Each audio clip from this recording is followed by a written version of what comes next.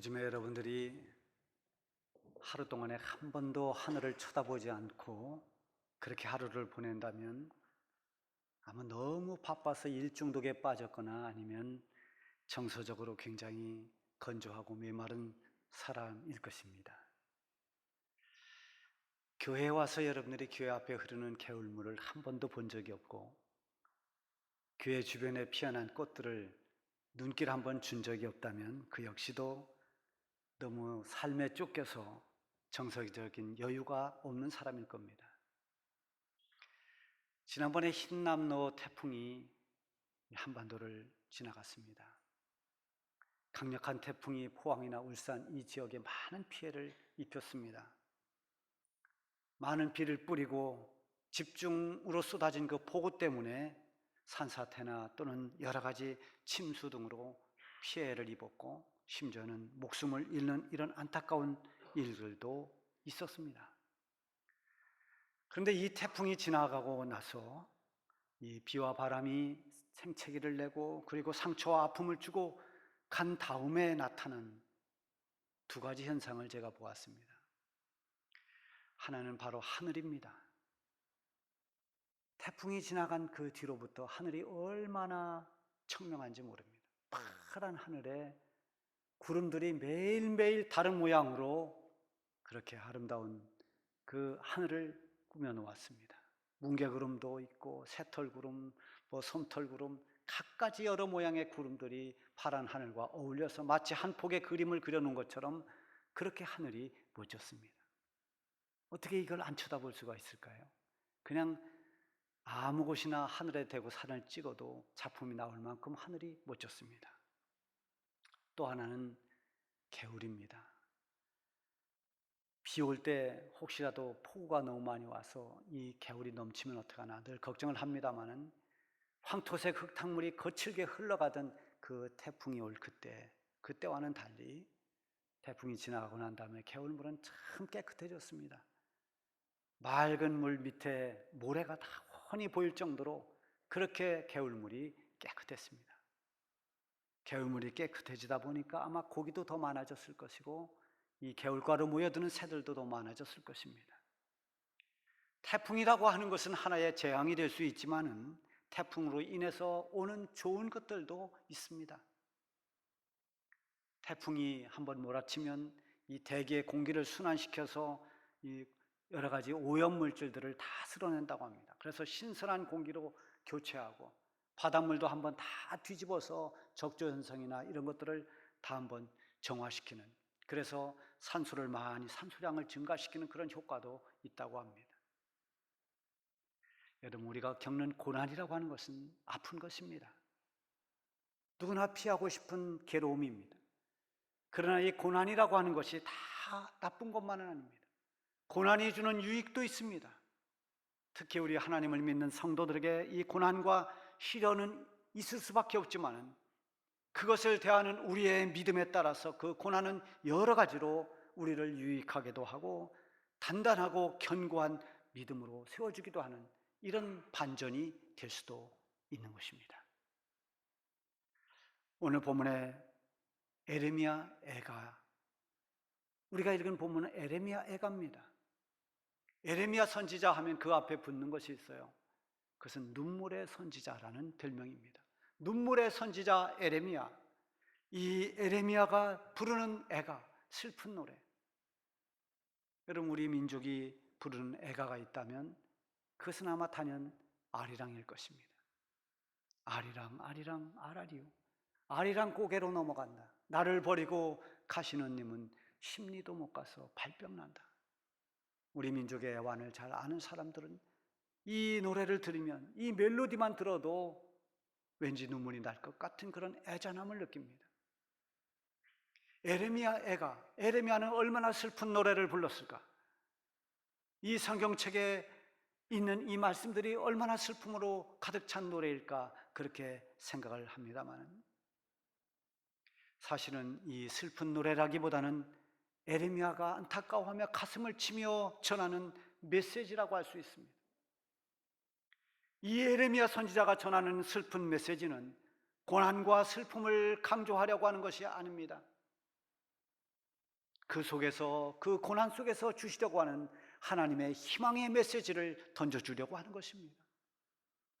아무리 큰 슬픔과 고통이 있을지라도 하나님의 백성들에게 여전히 희망이 있는 것은, 그 결정적인 이유는 바로 여호와 하나님이 계시기 때문입니다. 먼저 예레미야가 활동하던 그 시대의 정황을 우리는 좀 알아야 됩니다. 예레미야가 부름을 받고 활동하던 그 시기는 유다의 마지막 시기입니다. 유다가 멸망하기 직전부터 멸망할 때까지입니다. 바벨론에 의해서 짓밟히고 결국 패망해서 포로의 신세로 끌려가게 되는 이런 민족의 아픔을 겪는 가장 어떻게 보면 아프고 절망스러울 때입니다. 이렇게 유다가 멸망하기까지는 하나님의 백성인 이 유다 백성들이 얼마나 타락했는지 모릅니다. 하나님의 경고를 듣지 않았습니다. 선지자들을 통해서 계속 하나님께서 말씀하시고 또 말씀하셔도 귀를 막았습니다. 하나님이 싫어하시는 우상 숭배에 백성들이 빠져버렸습니다. 그리고 사회 구석구석에 온갖 불의와 부패가 만연되어 있었습니다. 이런 때 하나님께서 예레미야를 부르십니다. 하나님의 부르심이 예레미야 시작하는 예레미야 1장 5절에 나옵니다. 내가 너를 모태에 짓기 전에 너를 알았고 내가 배에서 나오기 전에 너를 성별하였고 너를 여러 나라의 선지자로 세웠노라. 예레미야야, 내가 모태에서 만들어지기 전부터 나는 너를 알았고 어머니 모태에 있을 때부터 너를 이미 구별해서 성별해 놓았고 이제 때가 됐으니 너는 여러 나라의 선지자로 내가 너를 세운다. 이렇게 하나님 말씀하십니다. 예레미야가 얼마나 두려웠겠습니까? 그 시대가 어떤 시대입니까? 그런 어둠과 방황의 시대에 하나님의 심부름꾼이 되어서 선지자의 사명을 감당한다는 것은 너무나도 두려웠습니다. 어떻게 내가 그 일을 감당할 수 있을까? 두려움과 슬픔이 밀려왔습니다. 그래서 예레미야는 하나님께 변명을 합니다. 하나님, 저는 지금 마음이 너무나 슬픕니다. 두렵습니다. 어찌 저같이 어린아이같이 무능하고 힘없는 제가 그 일을 할 수 있습니까? 저는 말도 제대로 할 줄 모르는 사람입니다. 하나님, 저를 왜 선지자로 불러주셨습니까? 그때 하나님께서 예레미야에게 용기를 주시면서 말씀하십니다. 너는 아이라고 말하지 마라. 내가 너를 누구에게 보내든지 너는 그곳으로 가고 내가 너에게 어떤 명령을 하든지 너는 그대로 말할지니라. 너는 그들 때문에 두려워하지 말라. 내가 너와 함께하여 너를 구원하리라. 하나님께서 계속 예레미야에게 주시는 이 말씀을 듣고 예레미야는 용기를 냈습니다. 일어섰습니다. 자신은 약하지만 하나님은 강하시고 자신은 무능하지만 하나님은 전능하신 하나님이시기에 그는 모든 두려움을 떨쳐버리고 일어났습니다. 그리고 그 어둠의 시대의 한복판에 뛰어들어서 자기의 주어진 사명을 감당했습니다. 그 시대에 하나님의 말씀을 전한다는 것이 얼마나 어려웠겠습니까? 얼마나 많은 고난이 따라왔겠습니까? 수많은 장애물들이 있습니다. 그럼에도 불구하고 예레미야가 선지자의 길을 갈 수 있었던 것은 오직 하나, 그가 여호와 하나님을 신뢰했기 때문인 것입니다. 그가 전하는 메시지는 언제나 하나님을 바라보게 합니다. 언제나 하나님을 신뢰하도록 했습니다. 오늘 본문 말씀도 고난 중에 있는 성도들에게 그 시선과 관심을 하나님께로 향하게 하고 있습니다. 똑같은 상황에서도 무엇을 보고 어디에 관심을 집중하느냐에 따라서 그 결과는 완전히 달라지는 것입니다. 25절 말씀에 오늘 본문 시작하는 첫 절에 기다리는 자에게나 구하는 영혼들에게 여호와는 선하시도다. 저는 본문 말씀을 몇 번을 거듭해서 읽고 또 읽고 또 읽고 수없이 읽습니다. 평소에도 읽었던 말씀이지만 본문을 정하면 그 말씀을 계속 읽으면서 묵상합니다. 이 25절 말씀을 묵상하는 동안에 제 귀에 확대되어 들려오는 말씀이 있었습니다. 그 말씀은 특별한 것도 새로운 것도 아닙니다. 아주 평범한 것입니다. 바로 25절 마지막에 있는 여호와는 선하시도다. 여호와는 선하시도다. 이 말씀 앞에 멈췄습니다. 이 말씀은 계속해서 들려왔습니다. 오늘 본문에 많은 내용들이 있지만 에레미야가 정말 강조하려고 했던 메시지가 무엇인가? 그것은 바로 우리 하나님은 선하시다라는 것입니다. 하나님의 백성들이 고통에 시달리고 있을지라도 낙심하지 말아야 될 것은 우리가 믿는 하나님이 선하시기 때문입니다. 어떤 상황에서도 하나님은 선하시다는 것을 믿는 사람은 흔들리지 않습니다. 하나님의 선하심을 신뢰하는 사람은 어떤 상황에서도 결코 넘어지지 않습니다. 25절에 기다리는 자 그리고 구하는 영혼, 이들이 누구일까요? 하나님을 애타게 바라볼 수밖에 없는 사람들입니다. 스스로는 해결할 힘이 없어서 하나님의 도움을 구하고 오직 하나님만을 기다리는 그런 사람들입니다. 26절에 보면 사람이 여호와의 구원을 바라고 잠잠히 기다림이 좋도다. 여기에 사람이라고 하는 이 사람은 고난당하는 사람들입니다. 이 말씀 끝에도 생략된 것이 있다면 여호와는 선하시기 때문이다. 하나님의 구원을 바라보고 잠잠히 기다림이 좋도다. 왜 그런가? 하나님은 선하시기 때문이다. 고난 중에도 하나님의 선하심을 신뢰하지 못한다면 여전히 불안 속에서 헤어나오지 못합니다. 어떤 어려움이 닥쳐왔을 때 내가 믿는 하나님이 선하다는 이 사실을 놓쳐버리면 불안에 빠집니다. 두려워합니다. 여러 가지 심한 고난과 아픔을 겪는 우리 성도들이 정말 그 고난 한복판에서 나의 하나님은 선하다는 것을 믿고 있는가? 그걸 신뢰하고 있는가? 이것을 신뢰하지 못하면 점점 하나님을 원망하기도 하고 아니면 그 고난으로 인해서 내가 지금 죄값으로 생각하면서 낙심하기도 합니다. 그렇게 생각하면 점점 더 깊은 좌절에 빠져버립니다. 불안이 계속해서 악순환됩니다.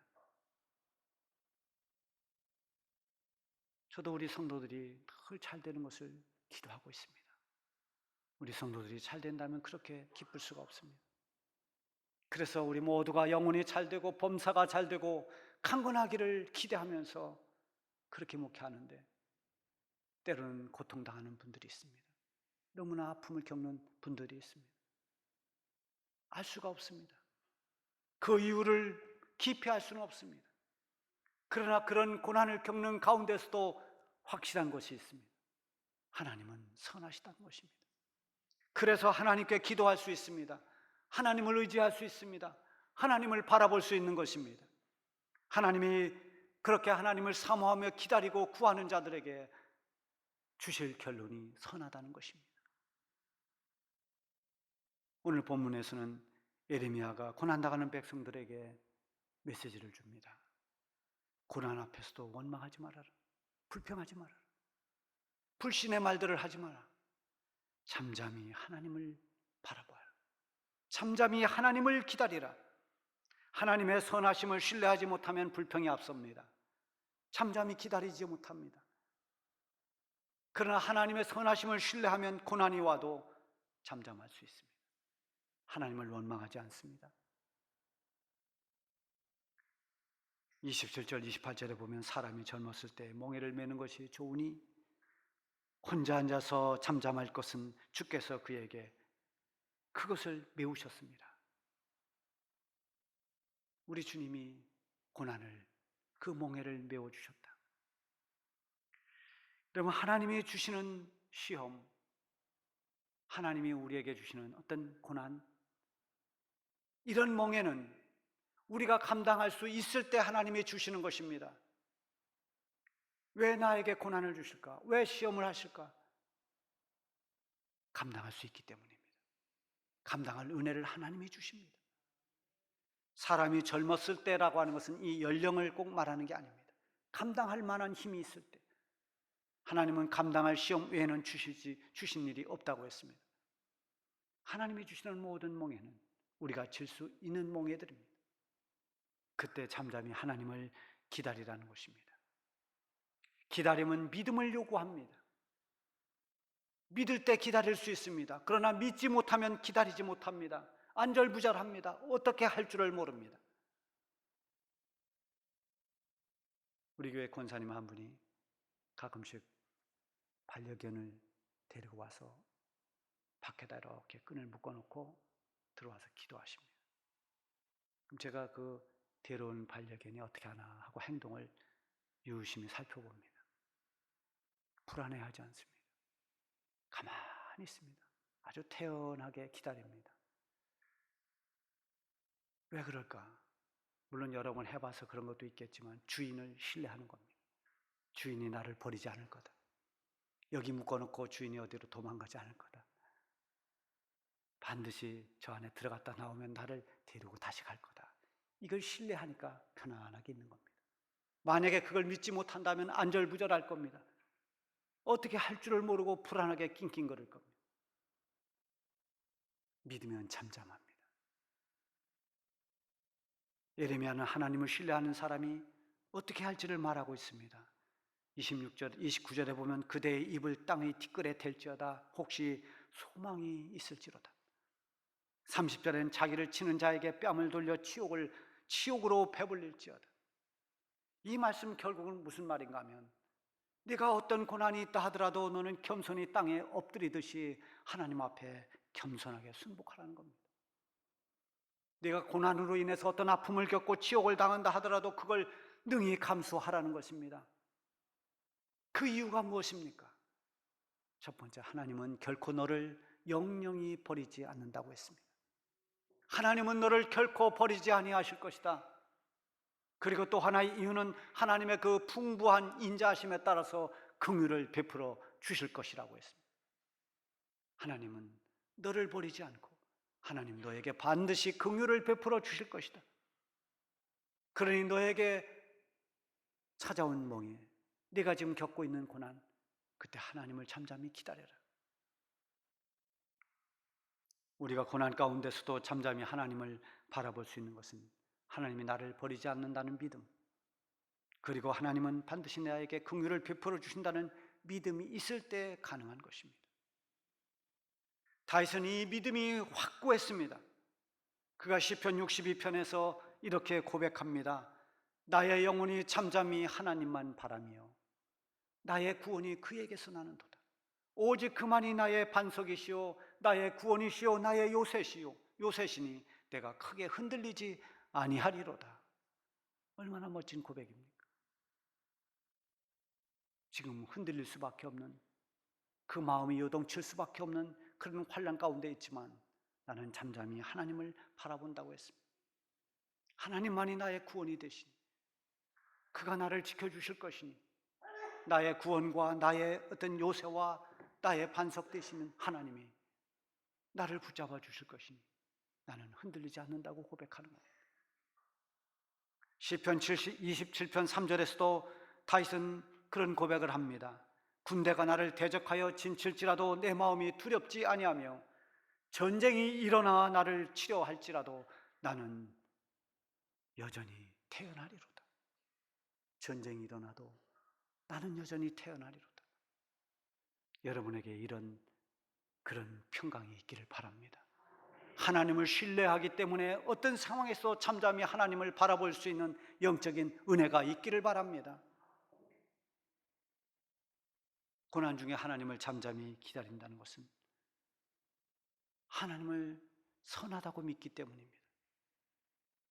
하나님을 믿고 기다리면 하나님께서 선한 결과를 주신다는 것을 확신하기 때문입니다.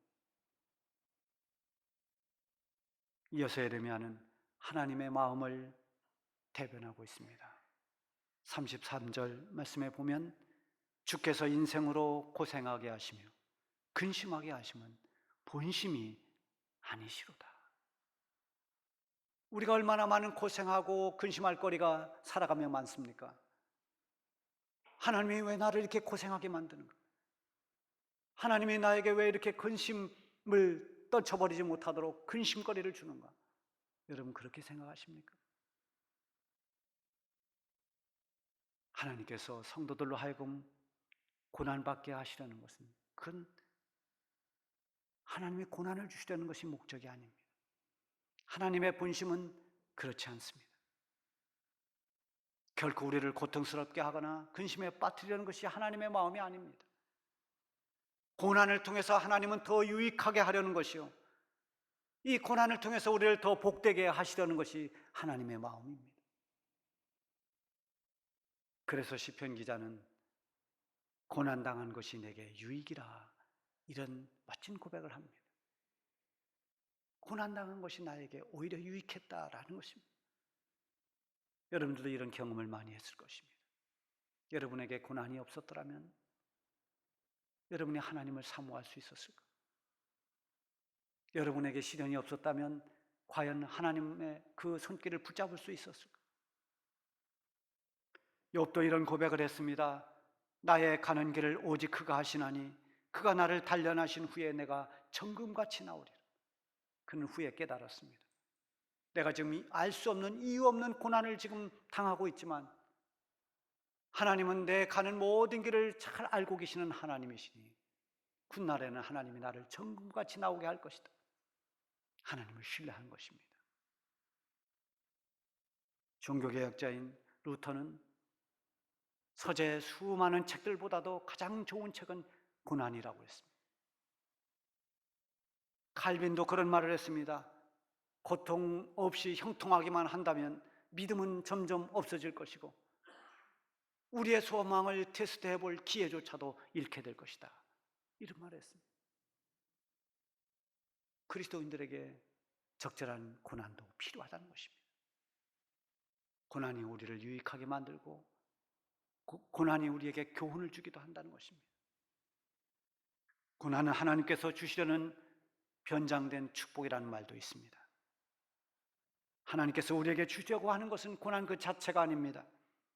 고통받게 하고 근심하게 하려는 것은 하나님의 본심이 아닙니다.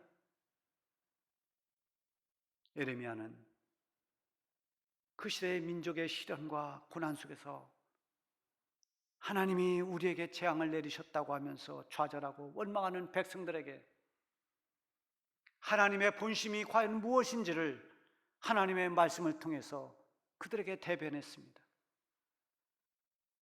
여호와의 말씀이니라.